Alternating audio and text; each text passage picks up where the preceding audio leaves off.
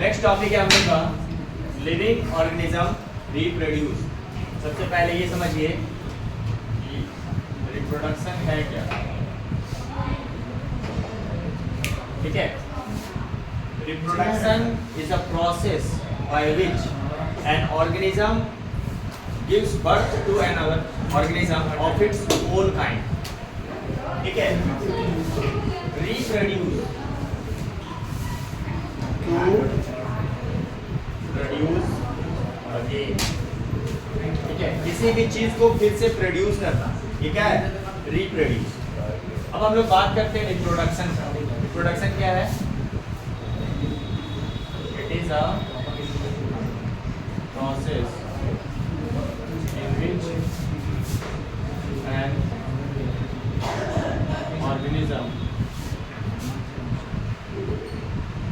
gives birth to another organism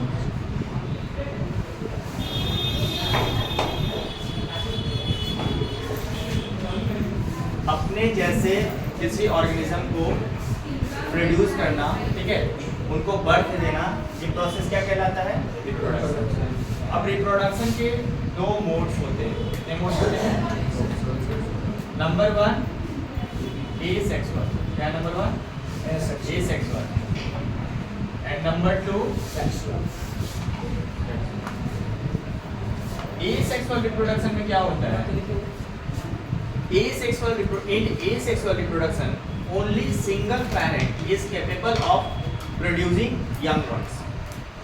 single parent capable है young ones को produce करने के। और कितने मोड्स होते हैं? 6 मोड्स। कितने मोड्स होते हैं? 6। First one is binary fission. First one क्या होता है? बाइनरी फिजन, या फिर सिर्फ आप फिजन बोलो। फिजन दो टाइप्स के होते हैं, एक बाइनरी और दूसरा मल्टीपल। क्या होता है? मल्टीपल।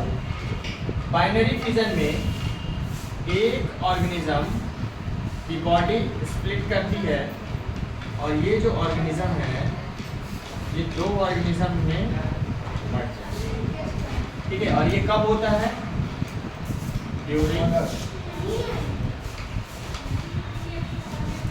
During favourable condition.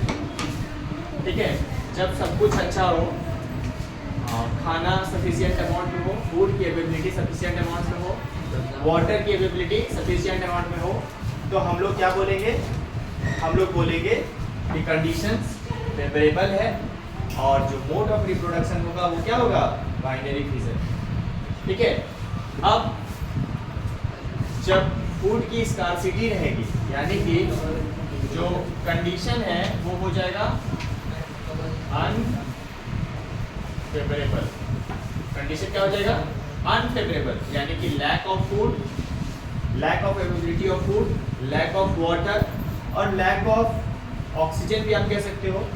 ठीक है, उस कंडीशन में क्या होगा कि एक बॉडी की, एक ऑर्गेनिज्म की जो बॉडी है वो एक ऑर्गेनिज्म से, दो ऑर्गेनिज्म से ज़्यादा में स्प्लिट करेगा।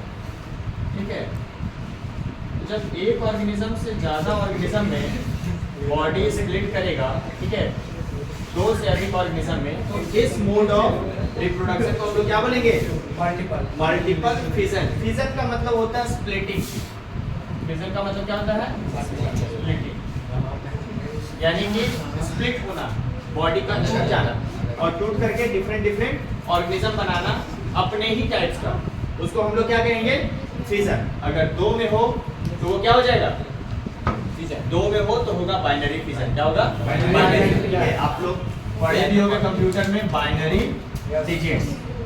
बाइनरी डिजिट्स क्या होता है? 0 एंड 1। तो यहाँ पे फिजन है। फिजन का मतलब स्प्लिटिंग होता है। पर अगर किसी ऑर्गेनिज्म की बॉडी दो ऑर्गेनिज्म में स्प्लिट हुई तो बाइनरी फिजन, दो से ज्यादा multiple fission. Second mode of asexual reproduction है बडिंग। क्या है? बडिंग। बडिंग में क्या होता है? बडिंग होता है हाइड्रा में। होता है हाइड्रा में। ठीक है, हाइड्रा में क्या होता है कि जो ऑर्गेनिज्म है हाइड्रा, इसमें एक छोटा सा पहले बर्ड आता है, छोटा सा बर्ड, और ये जो बर्ड है ये आगे चल करके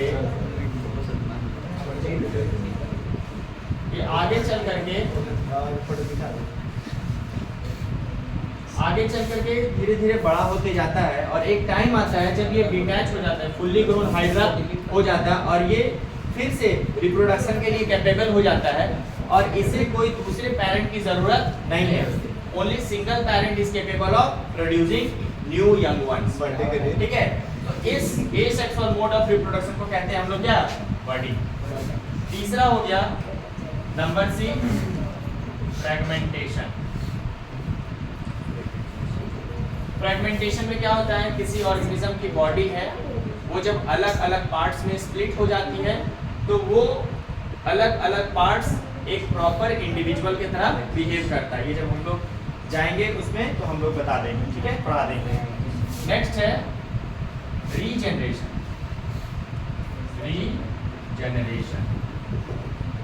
रीजनरेशन में क्या होता है, कोई ऑर्गेनिज्म है, ठीक है, अगर उसकी बॉडी का कोई पार्ट अगर स्प्लिट कर गया, ठीक है, तो वो फिर से कुछ स्पेशलाइज्ड सेल्स होते हैं जो फुल्ली ग्रोन इंडिविजुअल में कन्वर्ट होते हैं। थोड़ा सा डिफरेंस है फ्रेगमेंटेशन और रीजनरेशन में। फ्रेगमेंटेशन में क्या होता है, one single organism split into different parts and each different part act as complete organism। ठीक है, सारा का सारा जो डिफरेंट पार्ट है वो एक कंप्लीट ऑर्गेनिज्म की तरह बिहेव करता है, किसमें, फ्रेगमेंटेशन में।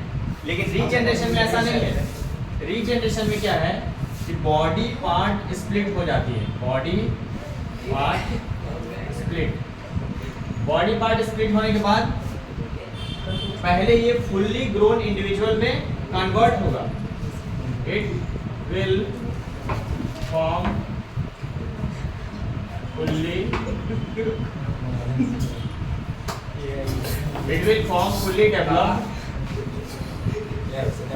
organism। It will form fully developed organism and then it is capable of reproducing। तो थोड़ा सा डिफरेंस है फ्रेगमेंटेशन में और रीजनरेशन में। अगला है आपका स्पोर फॉर्मेशन। क्या है next, spore formation. Spore formation में क्या होता है, स्पोर फॉर्मेशन में होता है कि स्पोर्स प्रोड्यूस होते हैं, ठीक है, जैसे मान लो राइजोपस फंगस है, स्पोरेंजियम।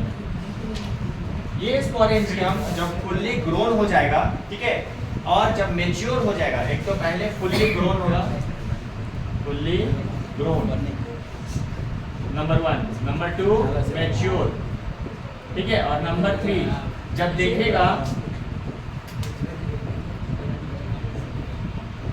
देखेगा कि अवेलेबिलिटी ऑफ फूड है, यानी कि भोजन की पर्याप्त मात्रा है, ठीक है, तो ये रप्चर्ड हो जाएगा। और ये जैसे ही रप्चर्ड होगा, रप्चर्ड होने के बाद, ठीक है, रप्चर्ड होने के बाद यहाँ से स्पोर सारा नीचे गिर जाएगा। जब तक यहाँ पर स्पोर्स था तब तक स्पोरेंजियम उसको प्रोटेक्ट कर रहा था। जैसे ही देखता है कि वाटर की अवेलेबिलिटी है, फूड की अवेलेबिलिटी है, ये स्पोरेंजियम ब्रेक हो जाता है। अब आप देखोगे कि जो रेनी सीजन होता है उस समय बहुत तेजी से मशरूम ग्रो करते हैं, ठीक है, स्पोर्स अलग अलग फंगस बहुत इजीली ग्रो करते हैं। तो क्या होता है रेनी सीजन में ऐसा क्यों होता है, क्योंकि रेनी सीजन में वाटर की अवेलेबिलिटी होती है, वाटर पर्याप्त मात्रा में होता है, फूड भी पर्याप्त मात्रा में होता है। लेकिन अदर सीजन्स में आप देखोगे कि ना तो मशरूम का कोई खास ग्रोथ होता है, ठीक है, और ना डिफरेंट फंगस का ग्रोथ होता है। तो ये जो राइजोपस है, ये जो फंगस है, ठीक है, ये जो स्पोर्स है वो नीचे गिर जाते हैं और फिर से एक स्टार्च लाइक स्ट्रक्चर बनाते हैं और फिर से स्पोरेंजियम प्रोड्यूस करते हैं और इसके अंदर क्या होता है, फिर से स्पोर्स ग्रो करता है। इसी प्रोसेस को हम लोग क्या बोलते हैं, स्पोर फॉर्मेशन। क्या बोलते हैं, स्पोर फॉर्मेशन। और लास्ट हो गया वेजिटेटिव प्रोपगेशन। क्या हो गया, वेजिटेटिव प्रोपगेशन। अब अब वेजिटेटिव प्रोपगेशन में क्या होता है कि किसी भी प्लांट का कोई वेजिटेटिव प्लांट का वेजिटेटिव पार्ट क्या होता है? वेजिटेटिव मतलब होता है कि आप किसी भी पार्ट को, कि प्लांट का वो कोई भी पार्ट जिसको आप वेजिटेबल की तरह यूज कर सकते हो, ठीक है। और वेजिटेबल की तरह हम किसी भी प्लांट का क्या यूज कर सकते हैं? या तो लीफ, या तो स्टेम, या तो रूट, ठीक है। ये सब पार्ट्स को हम लोग बोलते हैं वेजिटेटिव पार्ट। क्या बोलते हैं? Vegetative part. तो किसी भी प्लांट का जो पार्ट है, वेदर उसका लीफ हो, स्टेम हो, रूट हो, ठीक है, वो किसी भी अदर प्लांट को ग्रो करने में हेल्प करे, ठीक है, उस मोड ऑफ प्रोपगेशन को, उस मोड ऑफ रिप्रोडक्शन को हम लोग क्या बोलेंगे? Vegetative propagation. ये आपका कंप्लीट हो गया एसेक्सुअल मोड ऑफ रिप्रोडक्शन। और जितने भी मोड हैं, जितने भी मोड हैं, binary fission, budding, fragmentation, regeneration, spore formation, vegetative propagation, इसमें सिर्फ एक पेरेंट की जरूरत है। कितने पेरेंट की जरूरत है? सिर्फ एक parent. Only single parent is capable of producing its own type of organism, its own type of offspring, ठीक है। लेकिन अगर हम सेक्सुअल रिप्रोडक्शन की बात करें तो सेक्सुअल रिप्रोडक्शन में क्या चाहिए? मेल भी चाहिए और फीमेल भी चाहिए, दोनों चाहिए। Both male and female are responsible for formation of zygote and upbringing of a child, ठीक है। तो मेल जो है वो गैमेट्स फॉर्मेशन करता है, गैमेट्स रिलीज करता है, और फीमेल भी गैमेट्स का फॉर्मेशन करती है और गैमेट्स को रिलीज करती है, और ये दोनों गैमेट्स का फ्यूजन होता है। कहाँ पे होता है? फैलोपियन ट्यूब में। और फ्यूजन होने के बाद, ठीक है, फर्टिलाइजेशन का प्रोसेस होता है, जाइगोट का फॉर्मेशन होता है, और उसके बाद क्या होता है? उसके बाद इम्प्लांटेशन होता है और एक बेबी का बर्थ होता है, ठीक है। अब हम आपको मेन चीज जो समझाना चाहते थे वो समझिए। Reproduction is not considered as a life process. Reproduction को लाइफ प्रोसेस नहीं कंसिडर किया जाता है, ठीक है, क्योंकि ये इंसान को जिंदा रखने के लिए जरूरी नहीं है, ये इंसान के रेस को जिंदा रखने के लिए जरूरी है। Reproduction is not needed for the survival of a species, okay, sorry, reproduction is not needed for the survival of an organism, it is needed for the continuation of species on this planet. अगर हम किसी भी organism की बात कर रहे हैं तो बस इसलिए बात कर पा रहे हैं क्योंकि वो रिप्रोड्यूस कर पा रहा है, ठीक है। अगर कोई ऐसा ऑर्गेनिज्म जो रिप्रोड्यूस नहीं कर पा रहा है, ठीक है, वो इस दुनिया से खत्म हो चुका है, ये उस दुनिया से विलुप्त हो चुका है। तो रिप्रोडक्शन के वजह से ही हम किसी भी ऑर्गेनिज्म के बारे में बात कर रहे हैं। सो reproduction is not needed for the survival of an organism, it is needed for the continuation of species on this planet. Next class में हम लोग पढ़ेंगे न्यूट्रिशन। क्या पढ़ेंगे? न्यूट्रिशन। तो जो हमने आपको स्टार्टिंग में ही बताया था कि हम लोगों को 4 लाइफ प्रोसेसेस पढ़ना है। Number 1 nutrition, number 2 respiration, number 3 transportation,